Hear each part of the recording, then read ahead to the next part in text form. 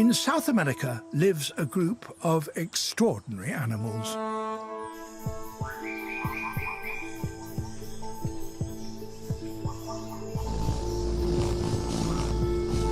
They are amongst the most spectacular creatures on Earth.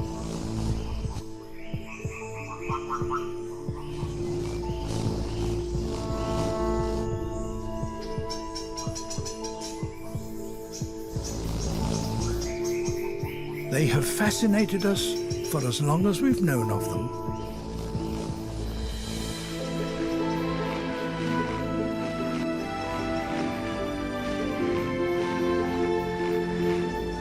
They are hummingbirds, and their glittering colours and their prowess in the air are unmatched.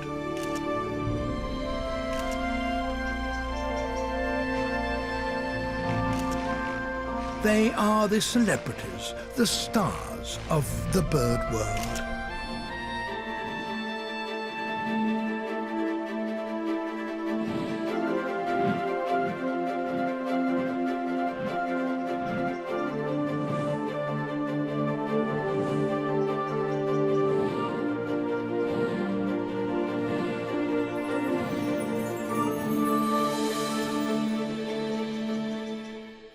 But what do we know about these unique birds? Well, they are tiny, dwarfed by a scientist's hand, amongst the smallest warm-blooded animals on Earth.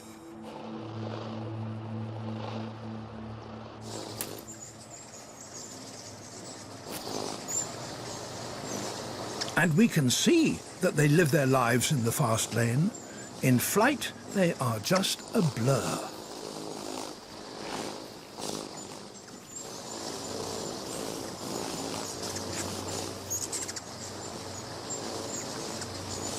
It's only when you slow down their supercharged lives that you can begin to understand how they live. High-speed cameras reduce the speed of the action. 1 second stretches out to 50 and enables us to look into the secret world of the hummingbird. Much of their lives still remains a mystery. What we do know is that hummingbirds depend on flowers for their food. Nectar fuels their frenetic lives. And that hummingbirds are only found in the New World. Most live in South America, and this is where our story starts. Here, many plants employ hummingbirds as messengers. But this wasn't the original contract. When flowers first evolved over 60 million years ago, there were no hummingbirds. The first flowering plants depended on insects as their pollinators. Today, many plants still do. As butterflies move from flower to flower, sipping nectar, they take pollen from one plant to another. The plants are fertilized, the insects are fed. This was the original arrangement.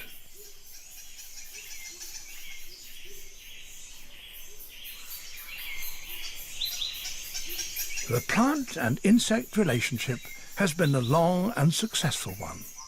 But at a certain point, some plants dropped their insect messengers.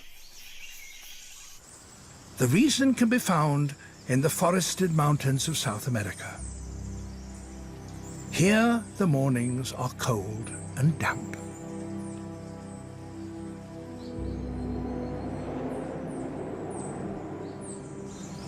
Butterflies can't fly in these conditions. Insects are cold-blooded. Their bodies are the same temperature as their surroundings, so they are lethargic in the cool of the morning. In the mountains, insects are unreliable messengers. There was a need for a safer pair of wings.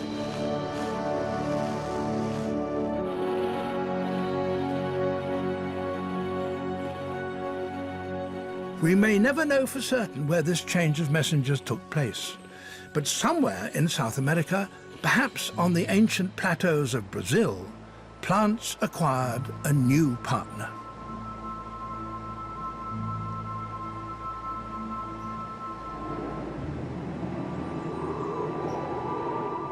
It probably happened about 50 million years ago. In the cool climate, plants needed a reliable messenger, and there was a bird that could fill that requirement.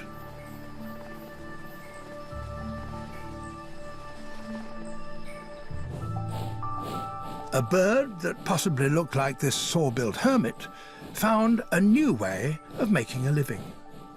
This ancestral hummingbird was most likely an insect and spider eater, its heavy bill adapted for grasping its prey.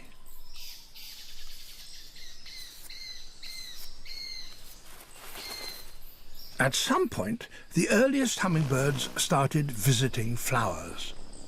Did they do it to extract insects from the blossoms? Perhaps. But as soon as the habit developed, then the birds could carry pollen from flower to flower. And the first hummers could not only catch insects, but also drink the nectar.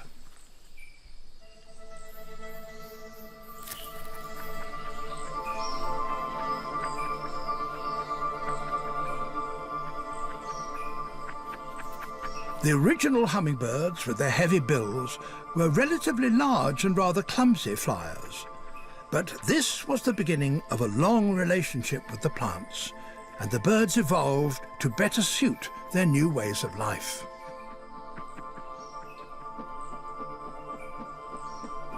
Over millions of years, bills became lighter and thinner to better probe the flower for nectar.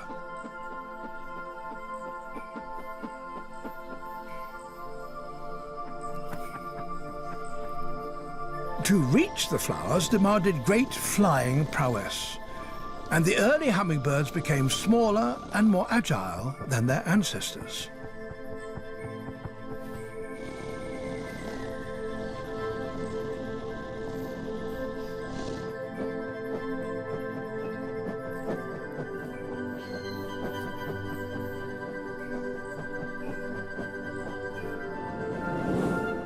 As well as thin bills, the birds developed long tongues to probe the flowers and sip the nectar.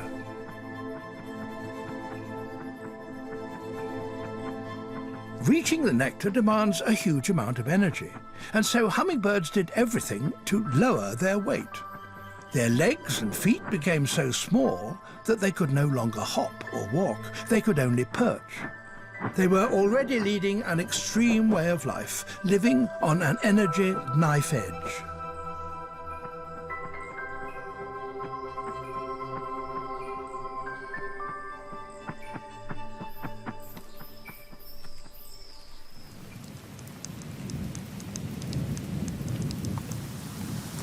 The early hummingbirds offered a reliable service to their plant masters, able to fly in all weather conditions and get through with the pollen.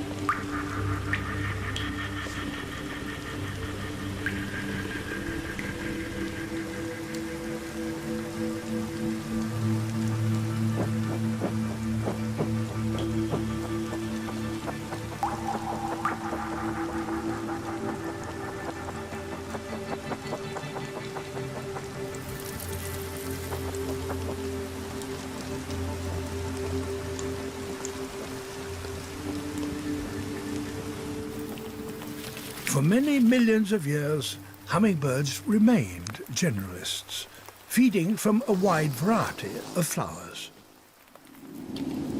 And many plants took up with the new pollinators. Today, there are over 8,000 different kinds that depend on the birds.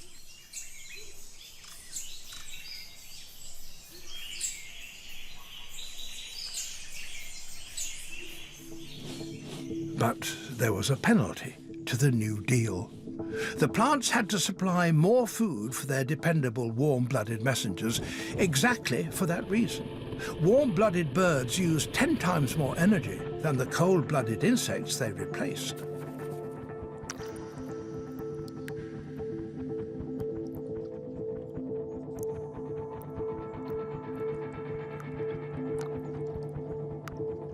A hummingbird drinks more than its body weight in nectar each day. And hummingbird flowers produce a copious amount of liquid to suit their messengers.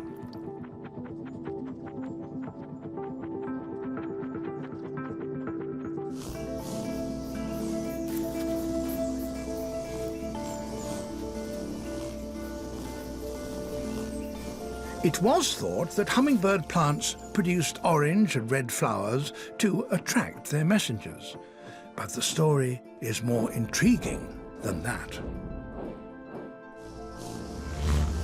Bees are red-green colorblind. The plants were hiding their precious nectar from these insect robbers that can't see the difference between red and green.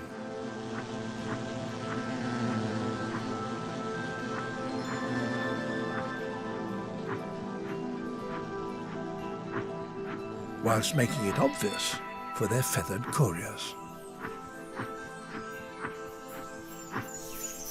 The hummingbirds too paid a price.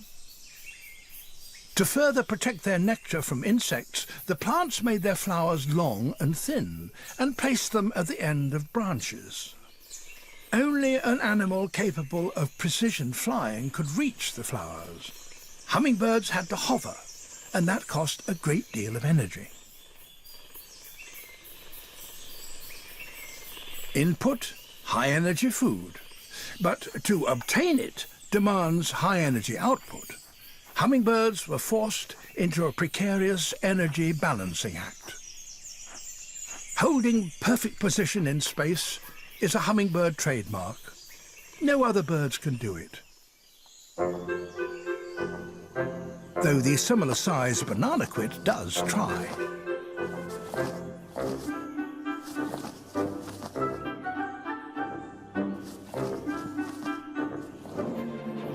But in truth, compared to a hummingbird, other birds look clumsy.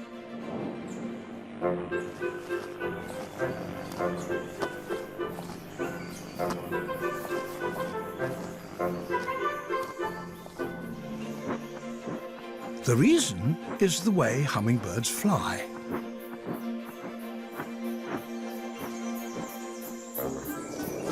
All birds, except hummingbirds and swifts, their distant relatives, gain power and lift on the downstroke, then fold the wings for the upstroke and repeat. Hummingbirds keep their wings stiff and do not fold them. Instead, they rotate at the shoulder so that the wing twists, giving lift and power on both strokes.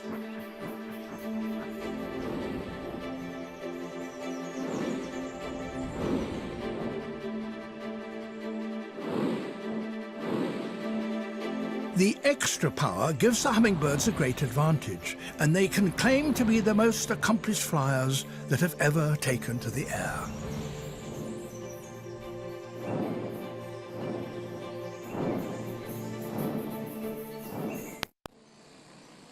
Until recently, there was nothing that could compare with a hummingbird. That is, until a high-tech company in California invented a robotic one.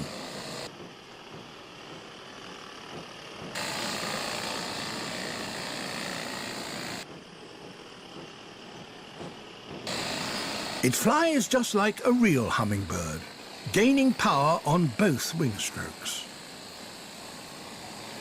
It's a truly remarkable achievement. It's so realistic, it even fools real flesh and blood hummingbirds. This Allen's hummingbird owns this suburban Los Angeles garden, and it's not prepared to share.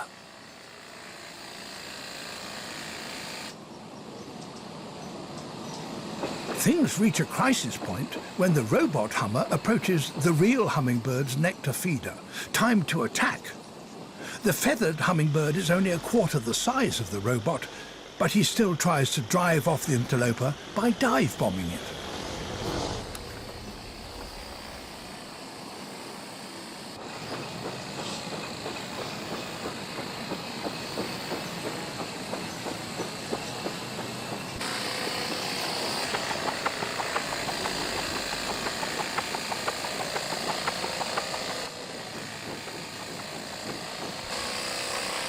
The robot depends on battery power and can fly for a few minutes, but real hummingbirds can stay in the air for hours.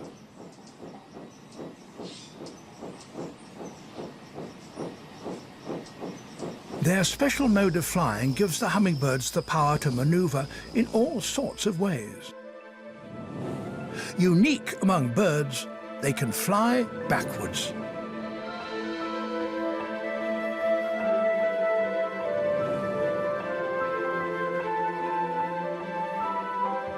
They can rotate on the spot, even fly backwards and upside down. The plants, with their hard-to-reach flowers, had produced the ultimate aerial acrobats.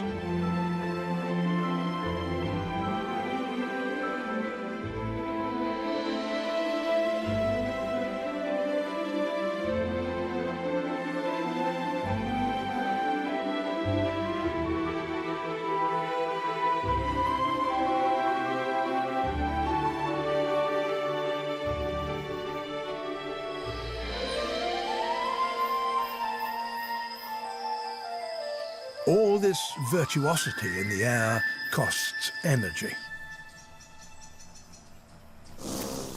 When flying, hummingbirds have the highest oxygen demand of all vertebrates. Wings beat as fast as 80 times a second. The problem is getting oxygen to the flight muscles.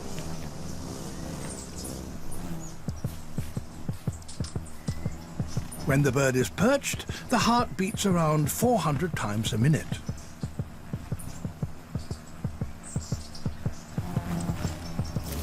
In flight, it rises to an astonishing 1,200 beats per minute as the heart pumps oxygen-rich blood to the wing muscles. Even this is not enough when hovering, and so the heart expands in size so it can pump more blood with each beat. When this happens, the blood circulates around the whole body, heart to lungs, to heart to muscles, and back to the heart in under 1 second.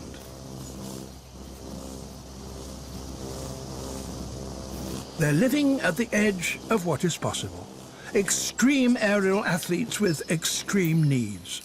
It's no surprise that when they're not flying and feeding, they rest and conserve energy.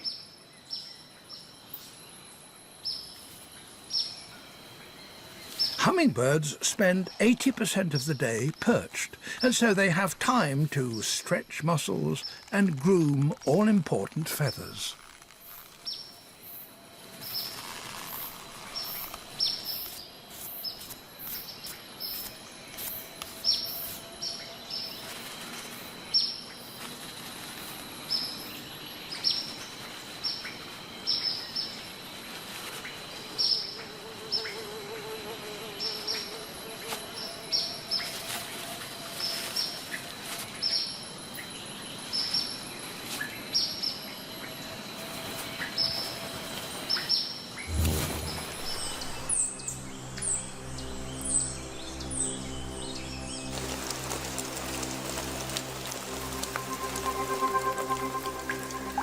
Showers provide another opportunity to clean and brush up feathers.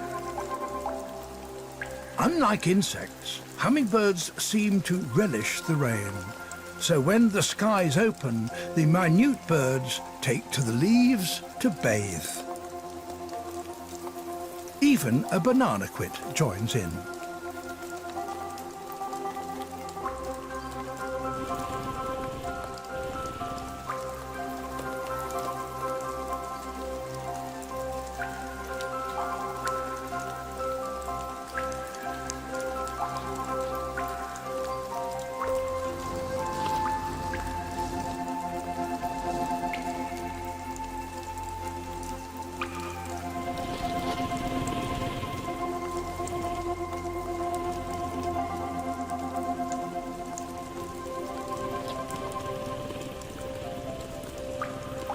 But bathing can only be a short interlude, for hummingbirds need to feed on average every 15 minutes. Starvation, death, is only ever a matter of hours away. It's essential for birds with such a precarious energy balance not to waste time visiting flowers that contain no nectar. But is it possible that hummingbirds can remember all the flowers they've just recently visited? This might appear straightforward when you have only a few flowers on a stem. But what about when you face the task in an épée tree? Even here, hummingbirds can and do remember the flowers they've visited, a great feat for a bird brain. Plants have certainly shaped hummingbirds, their size, their powers of flight and hyperactive metabolism, but the birds can't live by nectar alone. They need protein, and this they catch on the wing with the most remarkable precision and aerobatic skill. Not all flights are successful, but most are.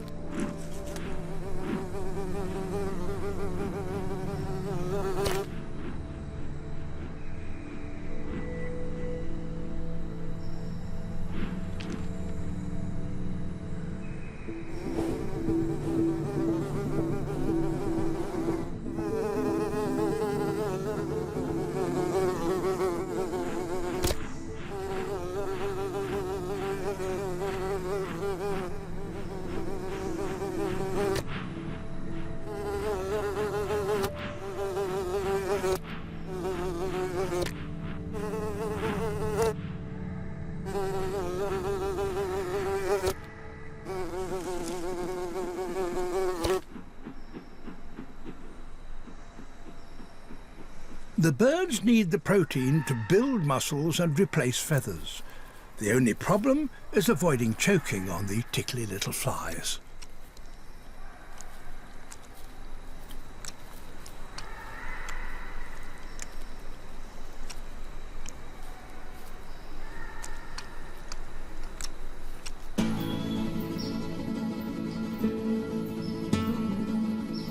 Hummingbirds are unique in many ways, but they share with all other birds the need to breed.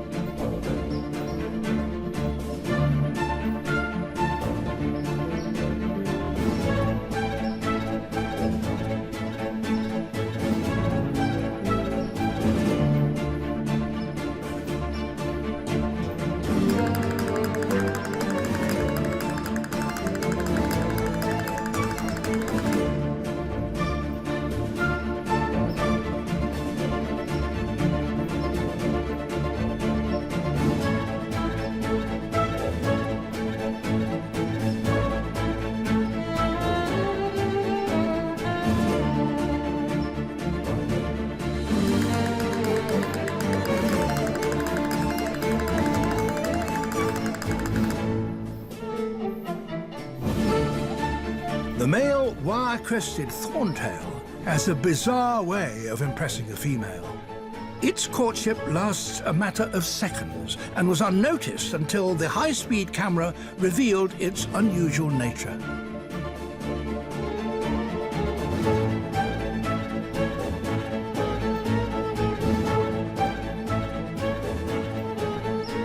For a bird living on a knife edge, the display appears an extravagant flaunting of energy.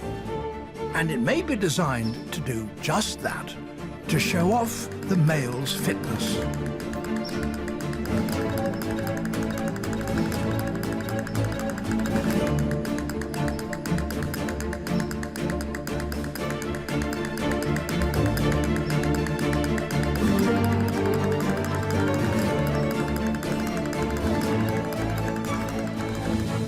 Despite all his energetic endeavors, this female remains unimpressed.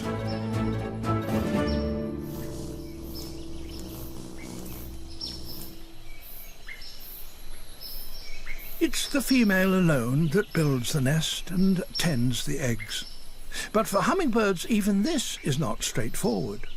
To remain on the nest long enough to keep her eggs warm, counterintuitively, the female has to lower her body temperature.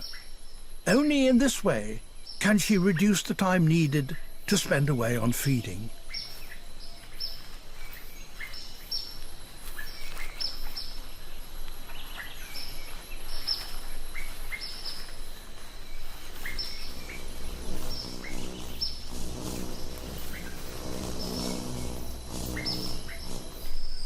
The most dangerous time in a hummingbird's life is when it's a chick. They must stay inconspicuous. Only when the down feathers on their backs detect the downdraft of their mother's wings will they silently beg.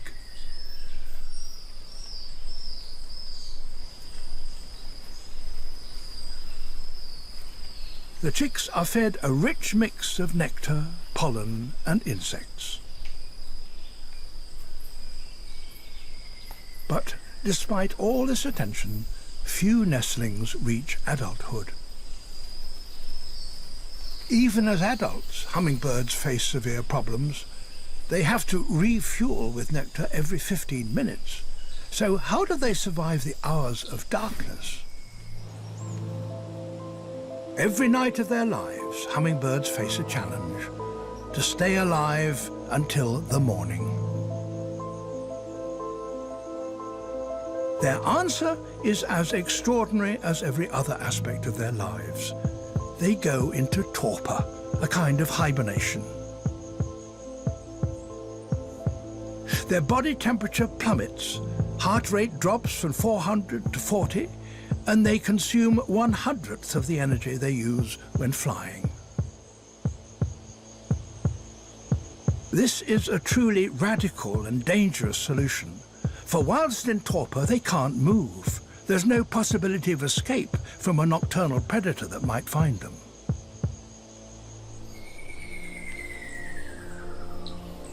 As day approaches, they start to shiver and warm up. It may take half an hour before they return to normal.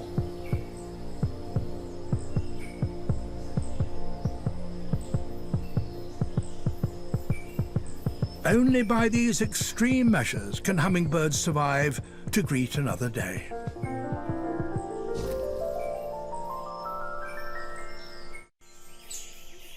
Living an extreme, hyper-energetic life as they do, hummingbirds must ensure they have a supply of nectar.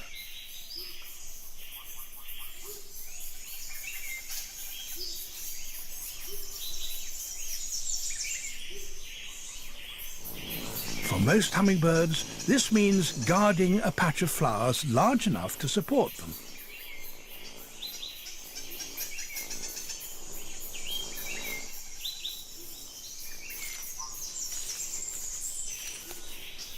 The flowers are a bird's lifeline.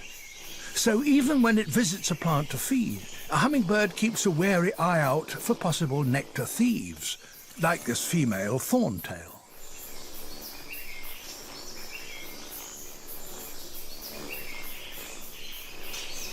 Most trespassers, when confronted by the rightful owner, back off and leave the territory.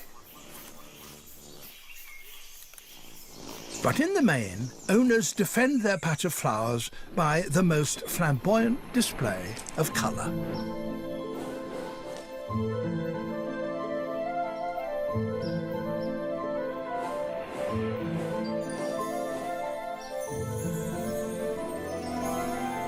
Hummingbird feathers are extravagantly iridescent.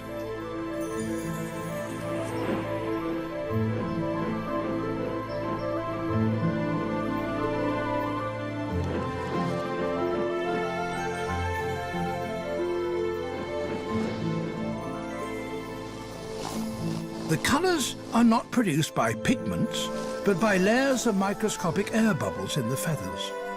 The air bubbles refract, reflect and recombine sunlight to produce dazzling colours.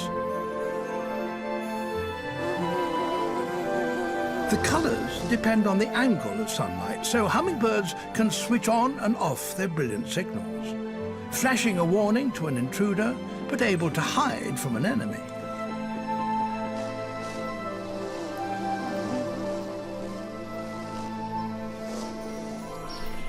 If the warning flash of colour fails, then a hummingbird will fight. Although tiny, they're not delicate tropical gems, but aggressive combatants. It's a matter of life and death. An owner must defend its precious supply of nectar.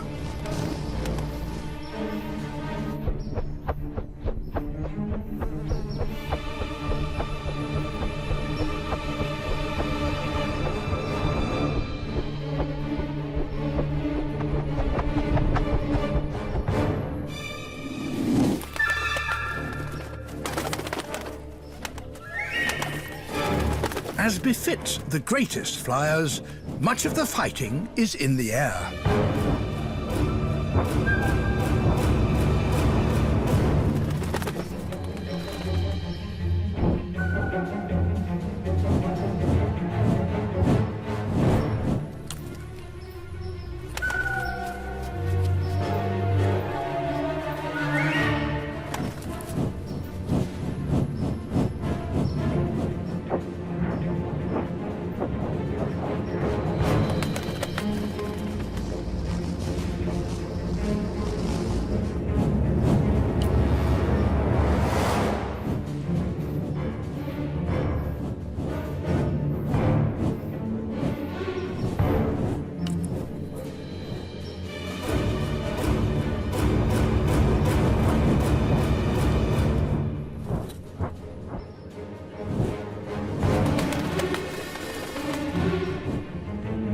The aerial battles are really a fight for flowers. For without a territory, most hummingbirds are in deadly trouble.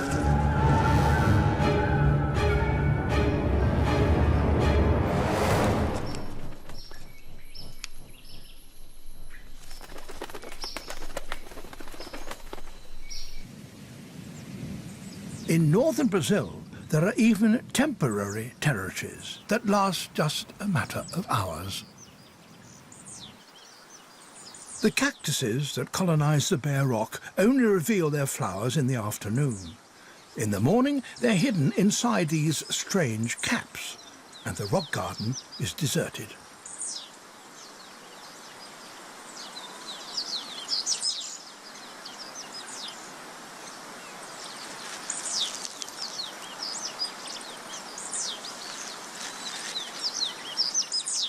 But when the flowers open, then hummingbirds appear as if by magic.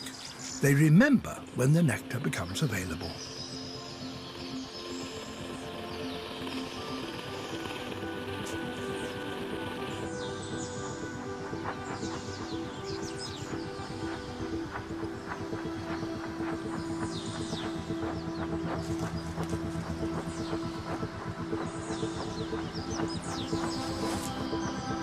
The birds feast on the copious nectar and in return carry away the plant's sticky pollen on their bills and pass it on to other flowers.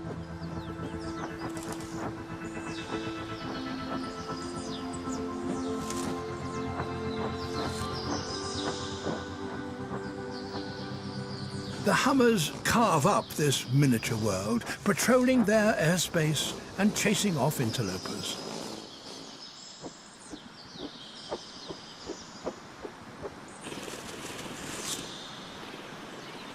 The temporary rulers of the cactus patch are fearless. They attack each other and ignore a lizard far bigger than themselves. But when it comes to bees and wasps, they retreat. Hummingbirds are too small to risk being stung. It would be fatal.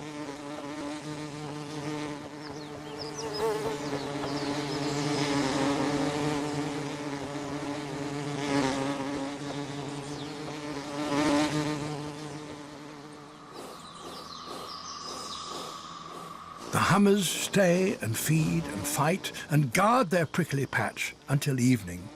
Then, as the light fades, they gradually slip away, to return next afternoon.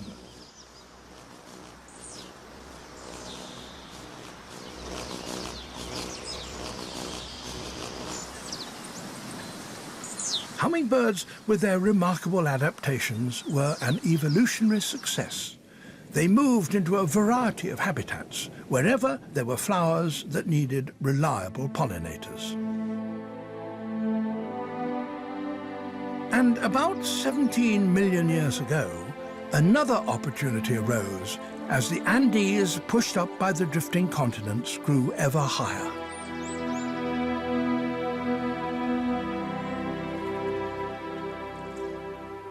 The volcanic Sierra reached up to over 5,000 meters, higher than the ancestral Brazilian plateau, creating new habitats. The mountains also brought new challenges. There was less oxygen at these dizzy heights, and the air is thinner, less dense.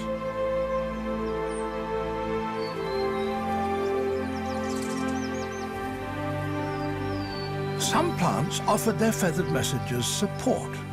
The shining sunbeam clings to the fuchsia while it feeds, and so saves the high cost of hovering.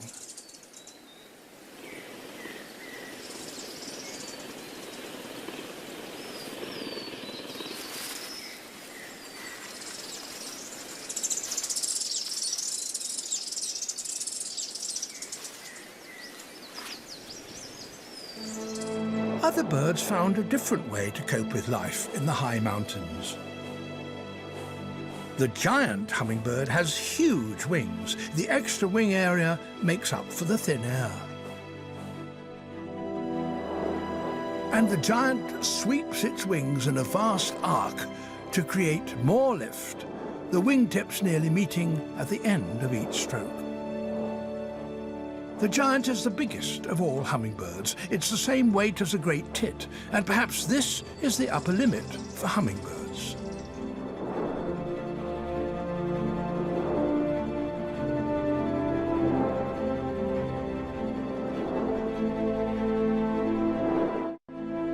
The Andes, with their wide range of habitats, produced an explosion of hummingbird species. Half of all the kinds of hummingbirds live in these mountains, along with their plant partners. And a few plants formed a closer relationship with their sexual messengers. This is angel's trumpet, and its flowers are enormous, 20 centimeters long.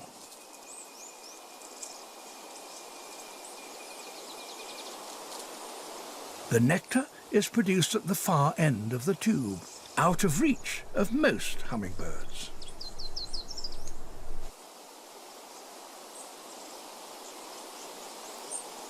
This coronet simply doesn't have the means of reaching the nectar.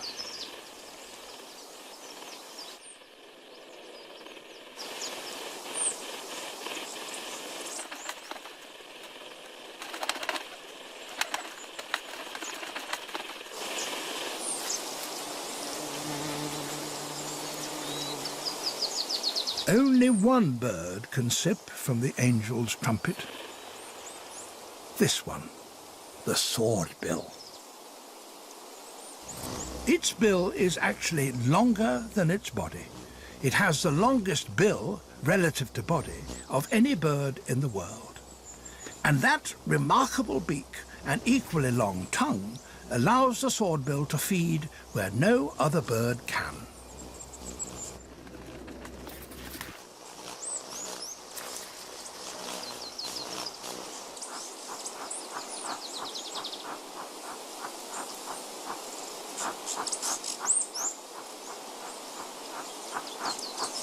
And a big bill can have other uses.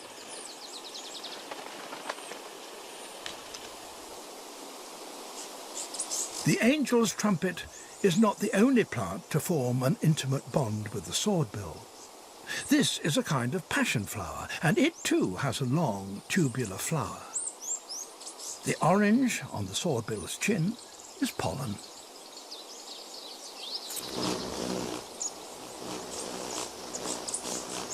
Each time it drinks from the passion flower, pollen is transferred back and forth between plant and bird.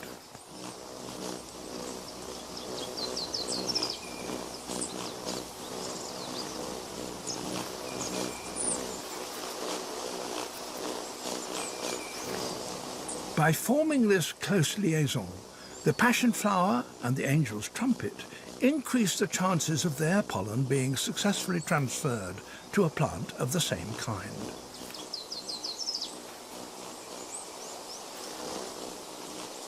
And the hummingbird has the nectar of the plants all to itself, so both plant and bird benefit.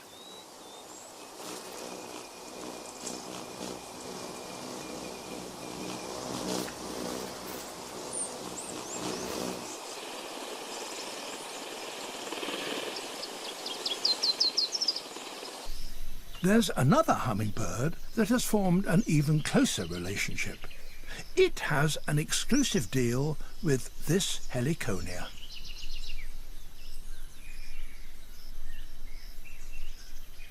The heliconia protects its yellow flowers inside robust red bracts.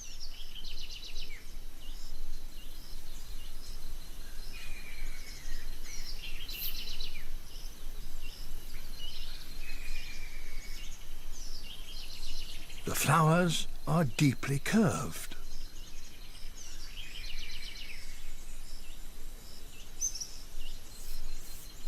Only this bird can reach the nectar.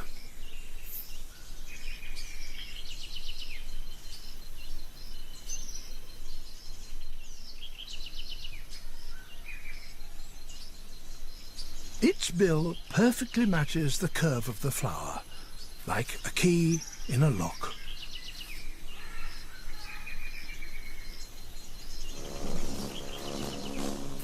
As it feeds at its private flower garden, pollen is dabbed onto its head. The bird transfers the pollen from one plant to another, ensuring successful pollination.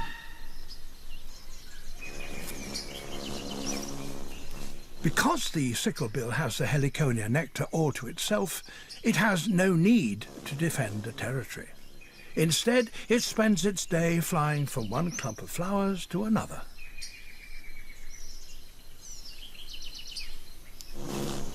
And not needing to display its ownership of flowers, the sicklebill is not iridescent. Rather, it's quite dull, camouflaged against its exclusive flowers.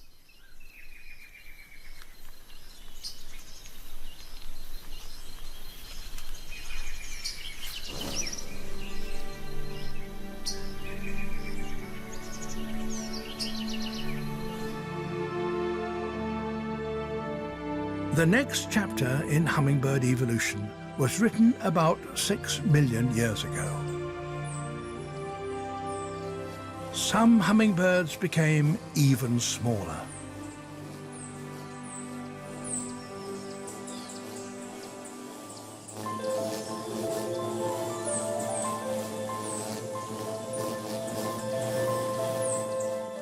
These micro hummingbirds are amongst the smallest warm-blooded creatures on Earth.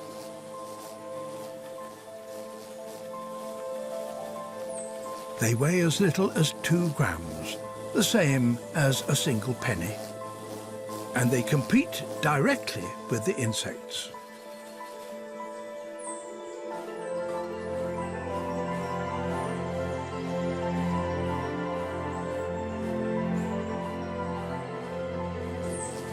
They're not only smaller than other hummingbirds, they look dissimilar and they behave differently.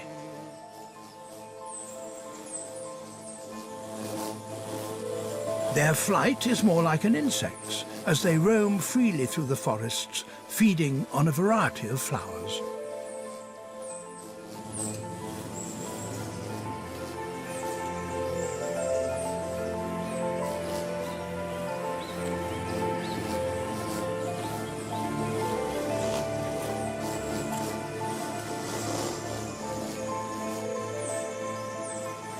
The mystery is why the tiny hummers, like this wood star, are not attacked by the bigger territory owners.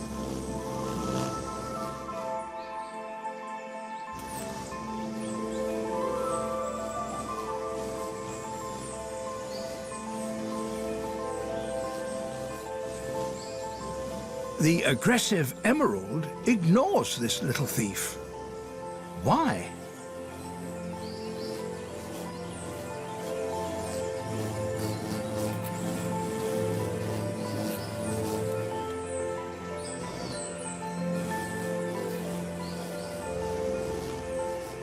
More mysterious still, the miniature wood star shows no fear at all as it plunders the emerald's nectar store.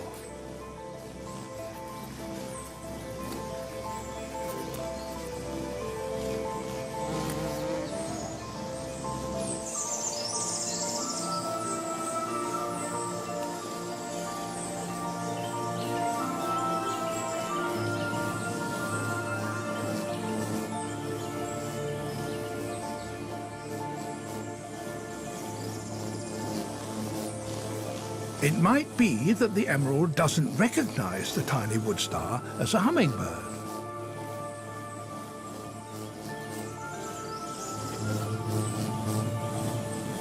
Rather, its small size and insect-like flight fools the bigger bird.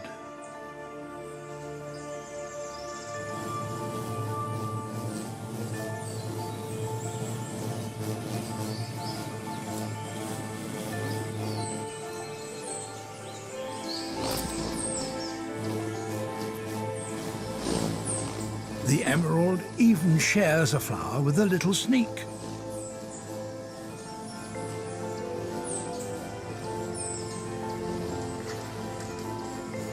Could it be that the wood star is trading on the hummingbird's inbuilt fear of wasps and bees?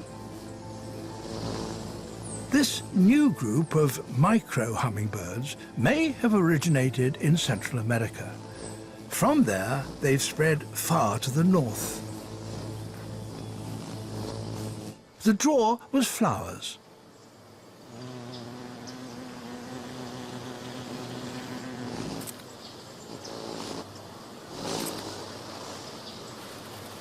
But there is one major drawback to living so far north: winter. So each autumn, ruby-throated hummingbirds must head south before the flowers die and leave them without food.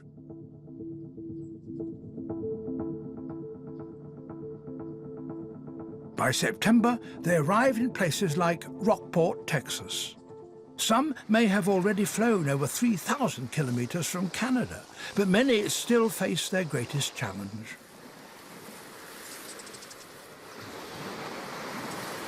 They must continue south, and for some, that means crossing the vastness of the sea.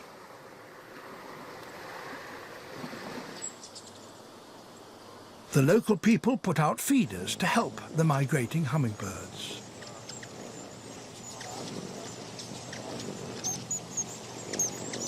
Each arriving hummingbird feeds furiously. They must gain weight, converting sugar-rich nectar into fat. In just 3 days, a bird will almost double its weight. This is the equivalent of a human of average weight putting on over 50 kilos of fat.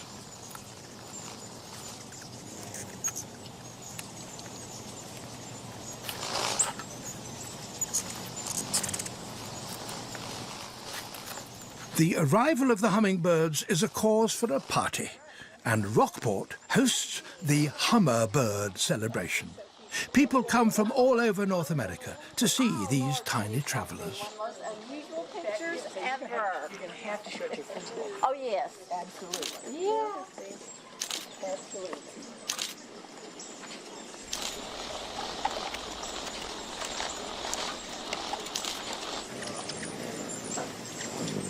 At the peak of the migration, Rockport is temporary home to tens of thousands of hummers.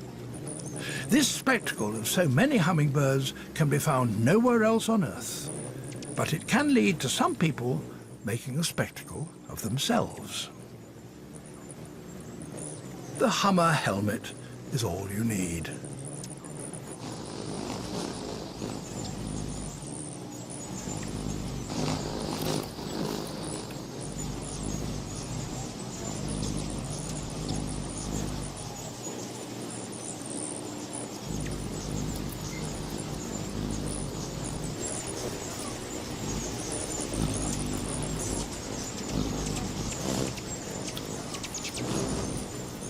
Once the birds have put on enough fat, they move the short distance to the coast. The time has arrived for the greatest test of their powers of flight. The nighttime journey, at least 800 kilometers non-stop, is an enormous undertaking for such tiny birds. A last sip, and the birds set off across the Gulf of Mexico. Much about the journey remains unknown, but recently scientists have tracked the birds using the Doppler radar of the United States National Weather Service. Designed to discover water droplets inside clouds, this sophisticated radar can also reveal the path of flocks of small birds, including hummers.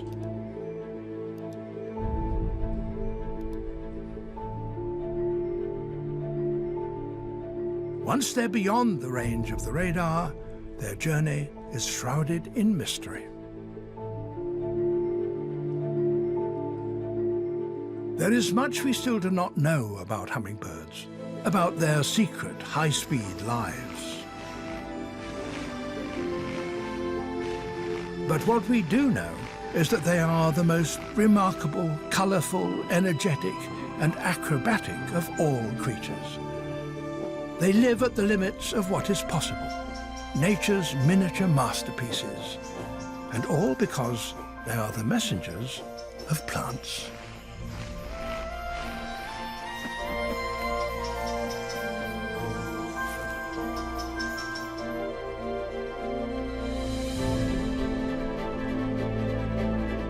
Towards